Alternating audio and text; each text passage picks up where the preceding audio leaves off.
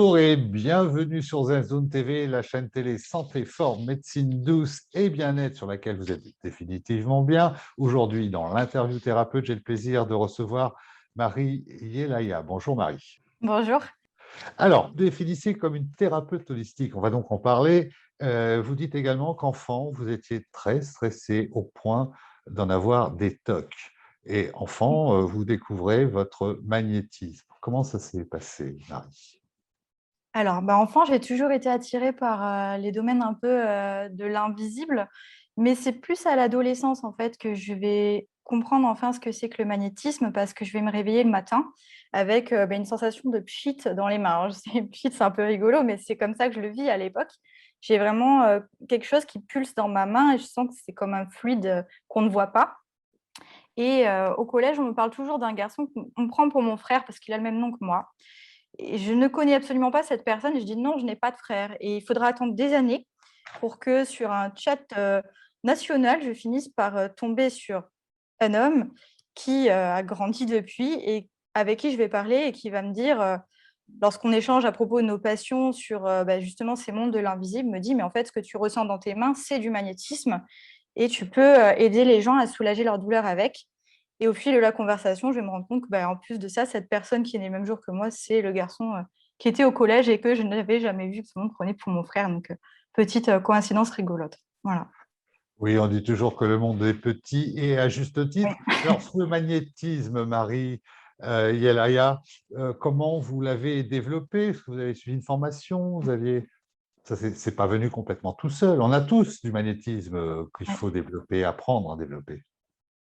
Oui, effectivement, ça m'a pris du temps à savoir le gérer. Donc, au départ, quand j'ai su ça grâce à cette personne, j'ai commencé à m'entraîner sur des migraines, les migraines de mes proches, mais j'ai vite arrêté parce que j'arrivais bien à leur faire passer la migraine en imposant mes mains, mais après, moi, j'avais mal à la tête. Et c'est bien plus tard, en fait, quand je vais traverser une grande crise dans ma vie, que je vais rencontrer un bioénergéticien qui est, lui, biomagnétiseur et il va me prendre sous son aile et m'enseigner énormément de choses. Et s'en suivra après encore d'autres formations. Oui, donc cette rencontre importante pour vous dans votre parcours, c'était en 2010. Donc vous rencontrez un bioénergéticien. Que se passe-t-il? Que vous a-t-il apporté? Que vous a-t-il enseigné, Marie? Donc, à la base, c'est vrai que je vais voir cet énergéticien sur conseil de ma mère pour un simple manque de confiance en soi, mais il s'avère que je vais traverser une crise que je n'avais pas prévue, que je vais appeler aujourd'hui comme un enfer psychique parce que c'était vraiment ça. C'est quand même des choses que j'avais dans la tête, des pensées, des idées qui me poussaient presque au suicide, hein. Donc, c'était pas rien, c'était vraiment très paralysant dans ma vie. Je ne voyais pas comment m'en sortir et c'était quelque chose dont je ne pouvais pas parler non plus parce que c'était tellement étonnant et spirituel que j'osais pas en fait en parler. Je me suis dit, ça va mal se terminer si j'en parle. Et quand j'ai rencontré ce monsieur, la première fois qu'il m'a vue, il m'a dit, il y a quelque chose à faire, vous avez un truc, mais c'est passé dans une oreille, c'est ressorti par l'autre et j'ai pas vraiment compris son message. Et c'est quand j'ai rebasculé à nouveau dans une seconde étape de crise intérieure très très forte que là, je me suis dit, je peux plus vivre cet état, donc je vais tout lui déballer. Et à partir de là, il m'a enseigné beaucoup. Donc, il m'a enseigné comment lui pratiquait le magnétisme. Donc, il avait déjà plusieurs techniques. C'était aussi un ancien ingénieur dans le nucléaire, donc il avait vraiment un aspect, un côté scientifique. Donc, il m'a expliqué vraiment l'énergétique, parfois un peu la physique. Bon, moi, je suis pas capable de refaire tous les calculs qu'il faisait, évidemment. J'étais pas aussi douée en maths. Et il m'a aussi permis de rentrer dans une association qui s'appelait Ciel et Terre à l'époque, qui était vraiment axée sur le bien-être en fait et qui m'a permis de, en rentrant dans cette association comme secrétaire, de rencontrer beaucoup de praticiens, de conférenciers. Et ça va aussi me forger toute une expérience. Je vais apprendre la méditation. On va faire des ateliers de développement personnel également. Et je vais commencer à pratiquer avec ce magnétiseur. Et ensuite, il va me renvoyer vers d'autres formateurs, parce qu'il estimera que ce sera bon pour moi d'aller voir un petit peu ailleurs ce qui se passe. Et je vais rencontrer effectivement Christine et Michel Swancer pour l'aura-thérapie et Delphine Morisot pour la thérapie d'énergie intégrée. Alors justement, vous vous formez ensuite à l'aura-thérapie. Mm. De quoi s'agit-il? Qu'est-ce que l'aura-thérapie? Comment ça fonctionne? L'aura-thérapie, donc, c'est une méthode créée par Christine et Michel Swancer, comme je viens de le citer précédemment. Et c'est une technique où on considère qu'en fait, l'énergie qui est à l'intérieur de nous rayonne autour de nous pour former comme des couches magnétiques qui s'emboîtent les unes dans les autres, pour faire simple, un peu comme les poupées gigognes.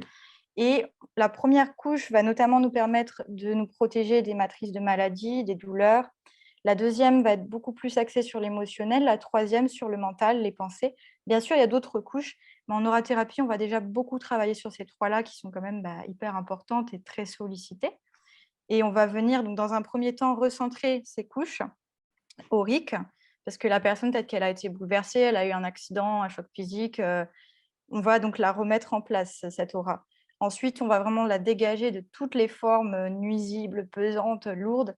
Donc là, on est très fort pour s'ancrer, les pensées, les émotions, mais aussi les traumatismes, les résidus d'énergie qui peuvent être là après une opération. Aussi, on peut retrouver la trace des objets utilisés par les médecins, parce que même si l'objet n'est plus là, le corps peut être traumatisé encore dans son énergie. C'est assez étonnant des fois de le retrouver. D'accord. Puis il peut y avoir tellement de choses, des Mais emprises ça se manipulées. passe comment à votre niveau? C'est visuel? Ah, pardon.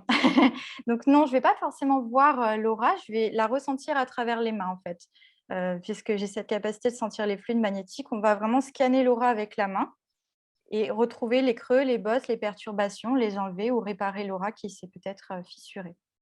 D'accord. Et vous réparez comment, justement? Donc on répare en ressentant, en fait, justement, des fois, en passant la main, on va ressentir des creux comme ça, ou des bosses et cetera, et on va venir réparer, recoudre cette aura avec un petit geste énergétique, et ensuite on va travailler sur tout ce qui va être chakra, méridien, pour relancer l'énergie de la personne. Très bien.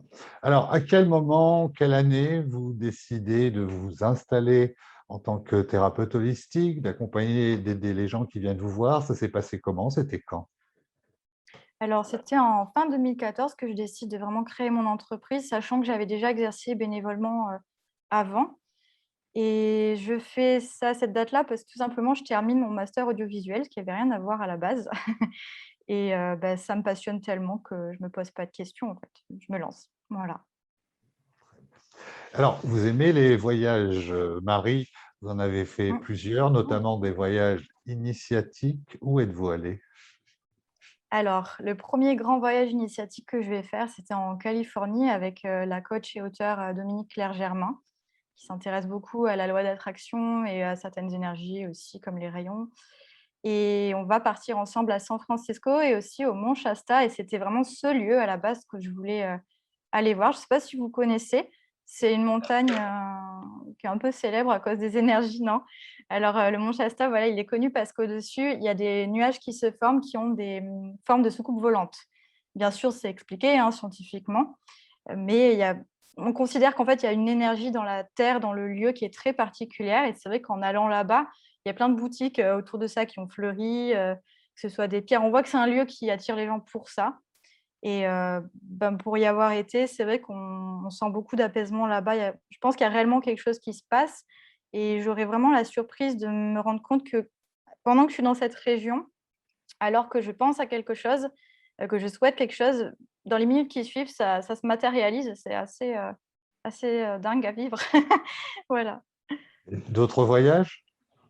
Oui, j'en ai fait plein d'autres, notamment, alors en initiatique, en France, Brocéliande tout simplement, Karnak, Dolmen, Menhir, pour l'énergie de la terre, encore une fois. Je vais aussi aller, au Portugal, rencontrer, peut-être que vous connaissez son nom, Lulumineuse, son pseudo, ou Lucie Loussin, assez connue, dans la spiritualité et l'énergétique, avec son frère, Johan Ossin, qui vont nous enseigner des choses justement sur l'aura, sur, visualiser les couleurs de l'aura, et traiter, l'énergétique, comment aider une personne à se remettre quand elle est perturbée.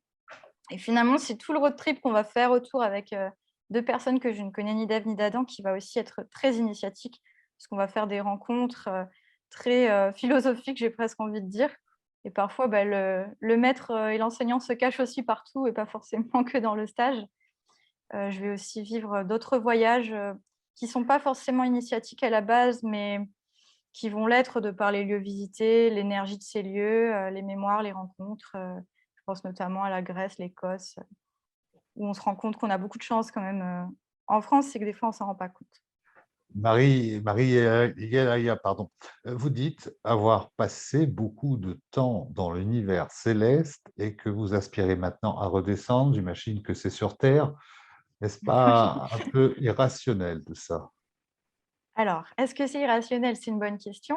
Je pense pas, mais c'est vrai que ça dépend comment on le comprend. Quand je dis que j'ai longtemps été dans un univers céleste, c'est parce que, bah, depuis toute petite, quand j'avais ces tocs, j'étais beaucoup dans le stress, dans les pensées, dans l'imaginaire, alors des fois c'est bien, mais des fois c'est pas bien aussi quand on se crée des mauvaises choses dans la tête et j'étais beaucoup là-haut. C'est ce que j'appelle en fait, céleste, c'est le fait d'être dans l'impalpable, les pensées.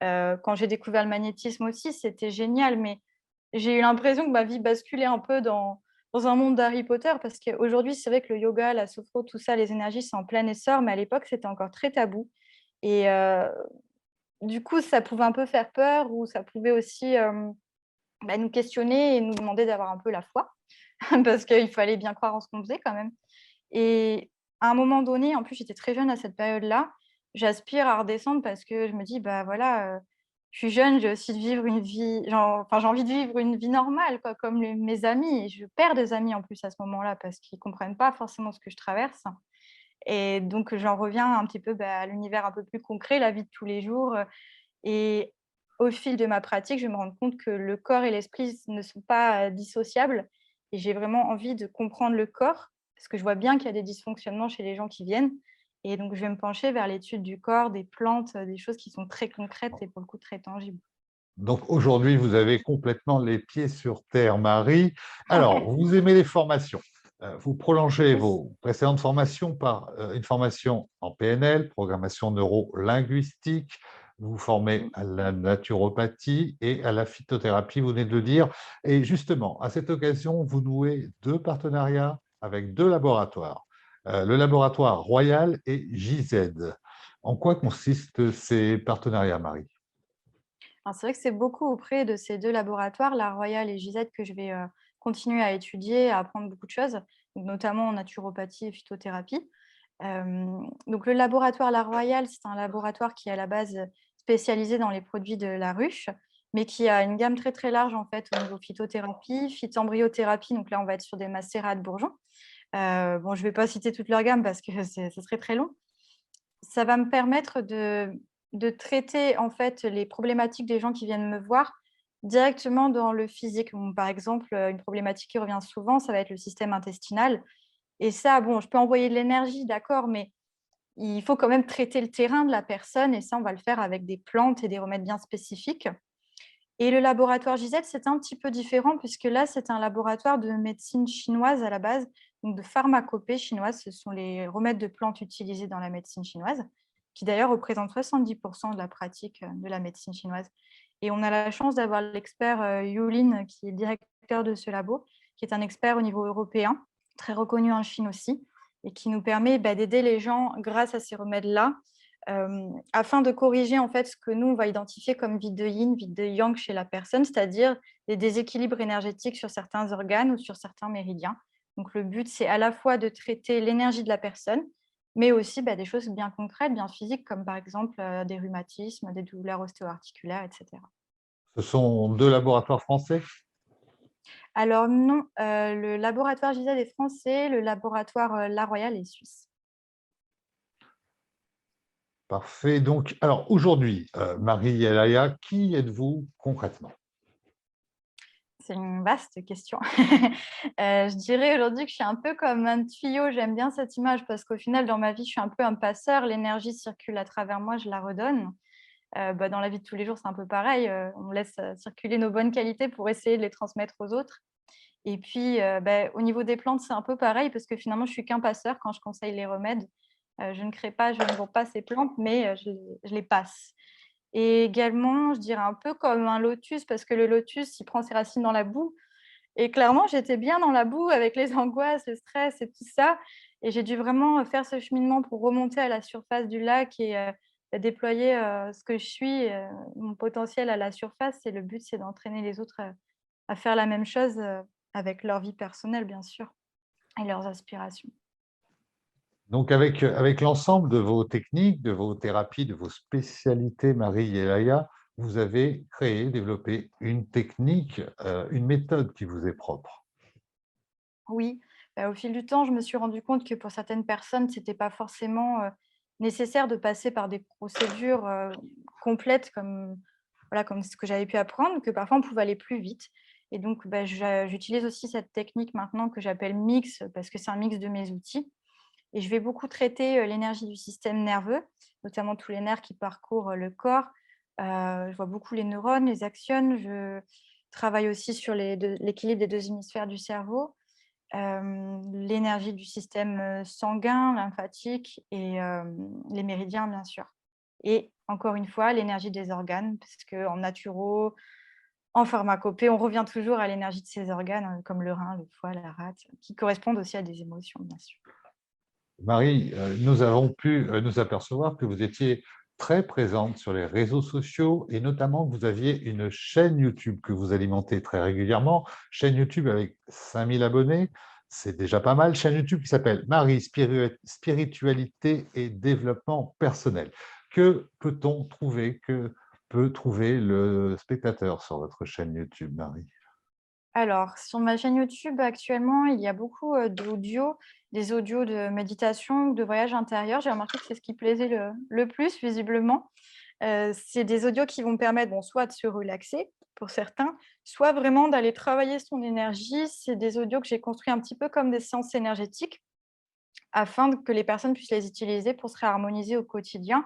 Si je devrais en conseiller un pour quelqu'un qui veut vraiment juste découvrir, ce serait pardon, la méditation d'alignement.